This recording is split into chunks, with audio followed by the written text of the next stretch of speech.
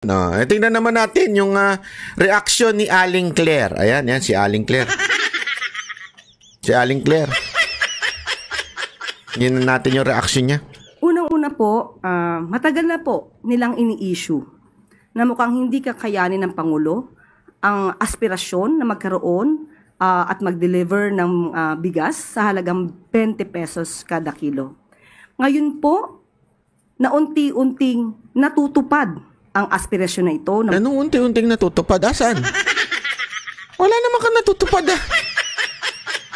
Ano sinasabi mo? Hindi pa nga nangyayari, natupad na. Pangako pa lang aspirasyon pa rin yan Hindi totoo Sinasabi mo natutupad. When you say natutupad, nangyayari na unti-unti. Wala pa nga. Pangako pa lang din sinasabi ninyo na lalabas ang 20 pesos na bigas. So, asan yung sinasabi mo na tutupad? Ay, pambira. Tupad. Okay. Sorry naman. Tupad pala yung pinapatukuyan mo. Akala ko kasi yung bigas na pinag-uusapan. Natutupad talaga. Oo, marami ng tupad. Lumalabas na yan. Galing nga sa gobyerno rin Di ba?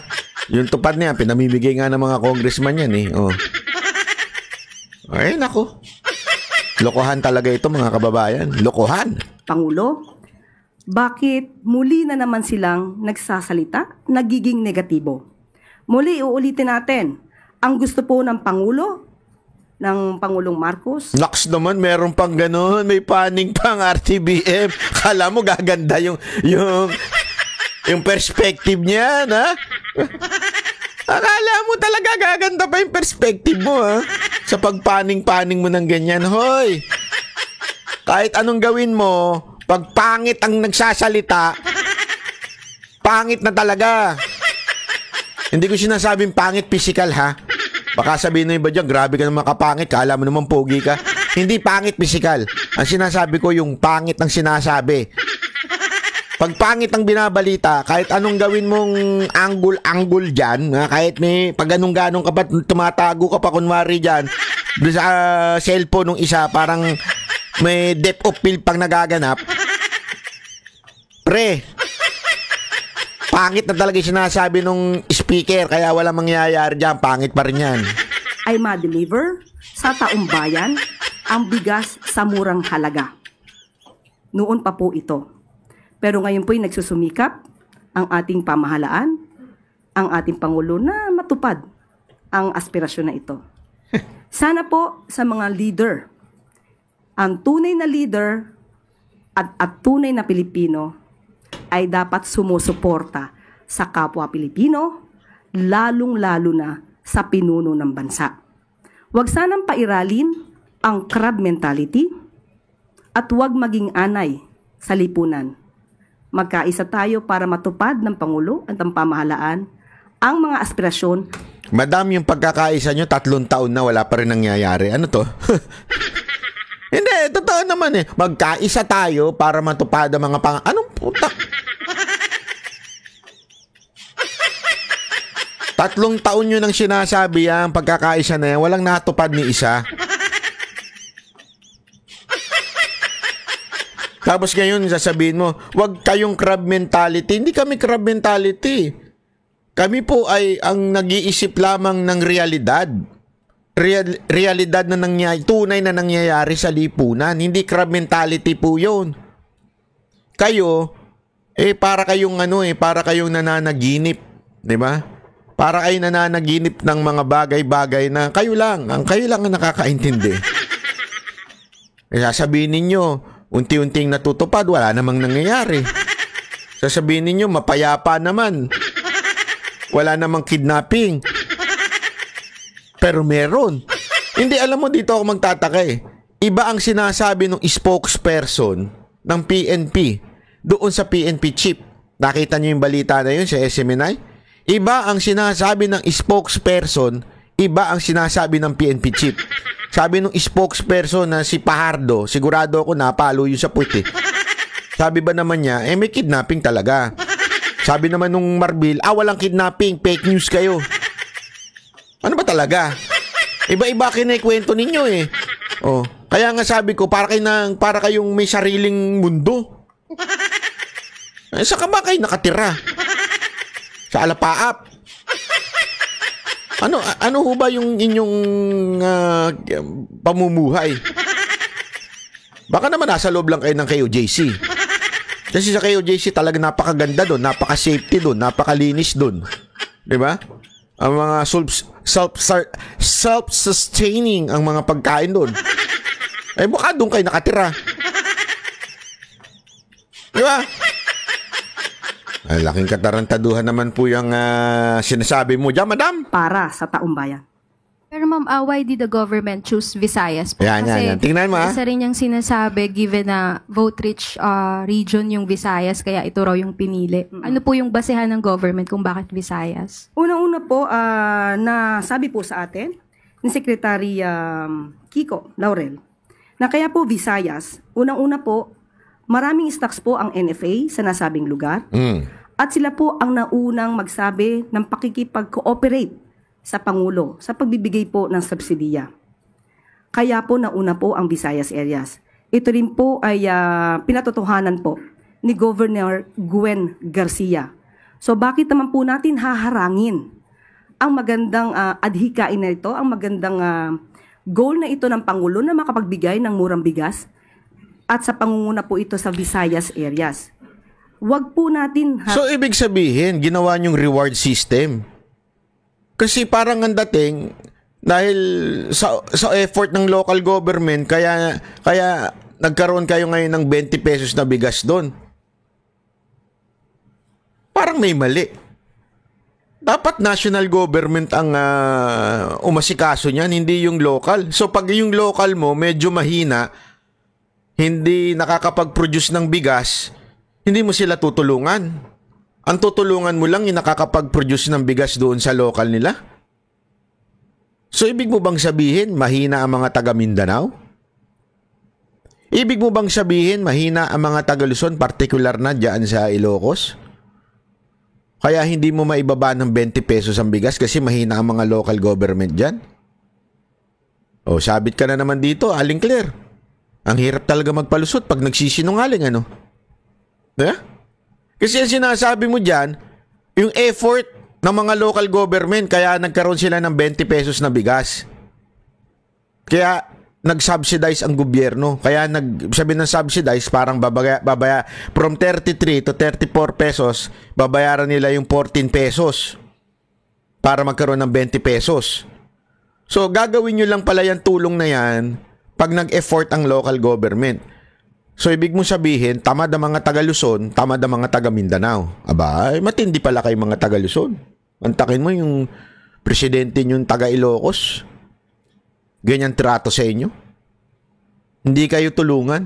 Di ba dapat nga tulungan natin kung mas mahina nga yung production sa lugar na yon? Kasi that's food security. That's what you call food security. Tutulungan mo ang isang lugar dahil alam mo na mahina yung lugar na yon. Di ba?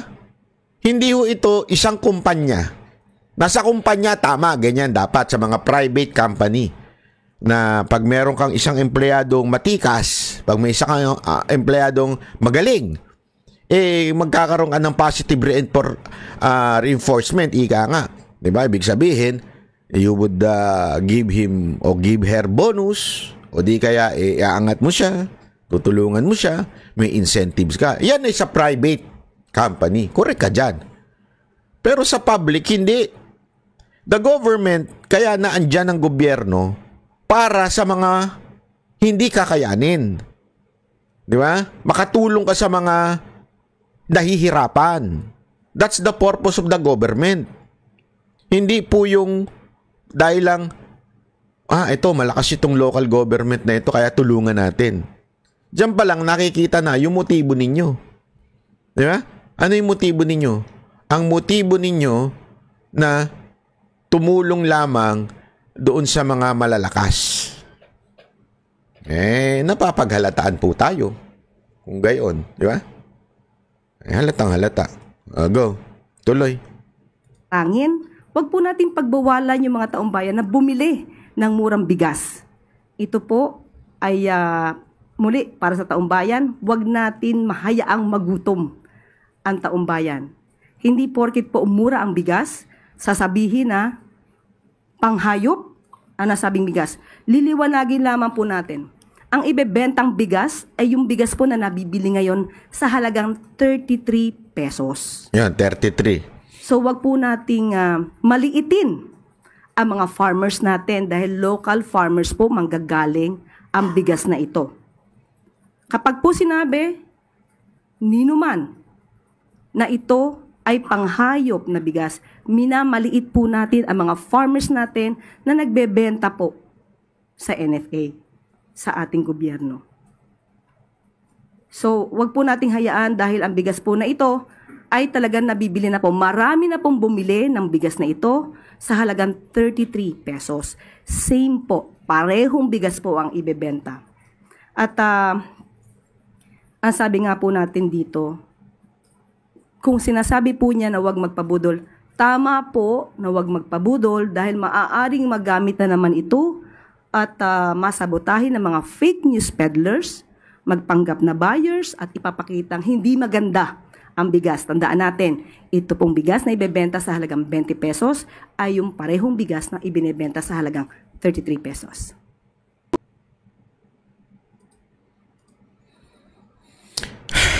Wala talaga. Wala talaga ho. Wala hong patutunguhan itong ating gobyerno kung ganitong klase ang kanilang kukuning mga opisyal sa ating gobyerno. Bakit ho kanyo?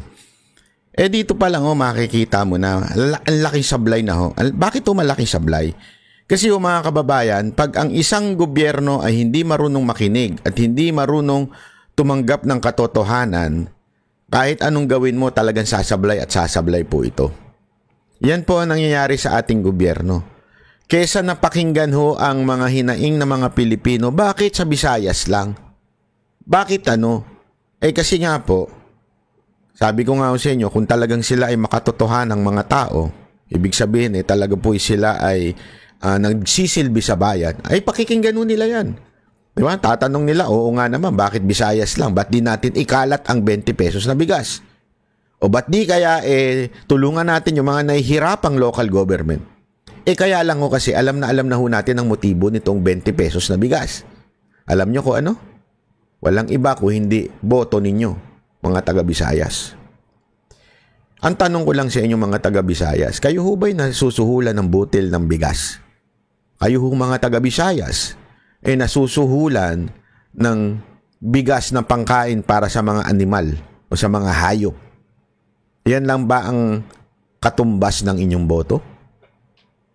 Ganyan kayo tignan at maliitin ng gobyerno ni Marcos at ni Aling Claire. Ganyan kayo tignan at sinasabi sa inyong bigas lang ang inyong katapat. Ang boto ninyo ay katapat lang na bigas na kung saan pangkain lang sa baboy. Ika nga, sabi ni BP Sara Duterte. Diba? Ganyan ho ba? Ganyan ho ba? Tatanggapin nyo po ba yan, mga taga-Visayas? Nasa sa inyo na ho yan. Kung hindi nyo tatanggapin, nasa kamay nyo ang pagboto. Unahin nyo na yung inyong mga government official na sip-sip dyan. Diba? Kasi may sip-sip po dyan kay Marcos So, bahala ho kayo. Kayo hong ang tumingin. Diba? So, maraming salamat. Oy, part 2. Bukas yung umaga upload ko. Part 2. Yung patungkol dun sa link na leak na ito. Bukas ho yan. Nako, tindi ho yan. Pag-usapan natin yan. Bukas sa umaga lalabas. Unahin muna natin to. Okay? Maraming salamat po. Ako po si Banat Bay. Kami ang boses ng masa, hindi natatakot. Katotohanan lang, di kami nalulunod. Walang bahid ng sismis, lahat ay totoo. Kahit sino ka pa, pag mali ka babanatan ka. Walang pinipili kulay, wala kaming kinikilingan. Basta para sa bayan,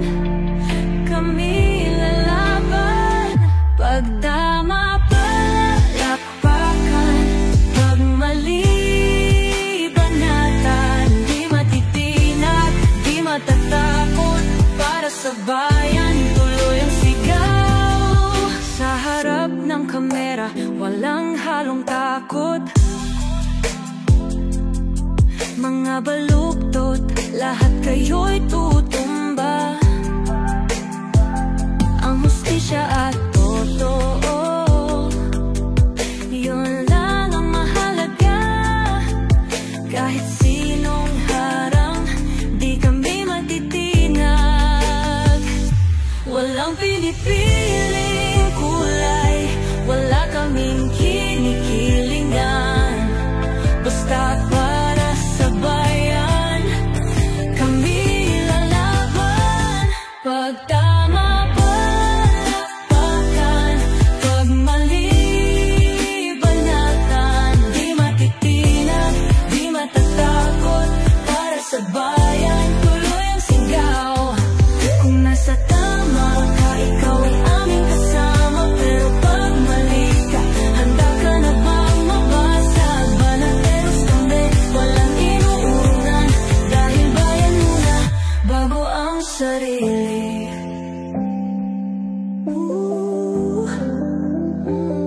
Bago ang sarili.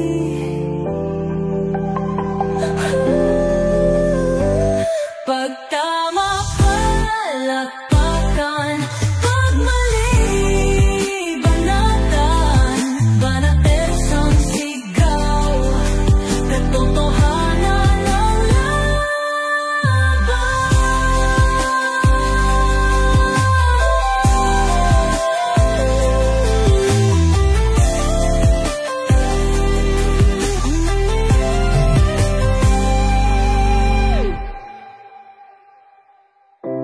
Sa harap ng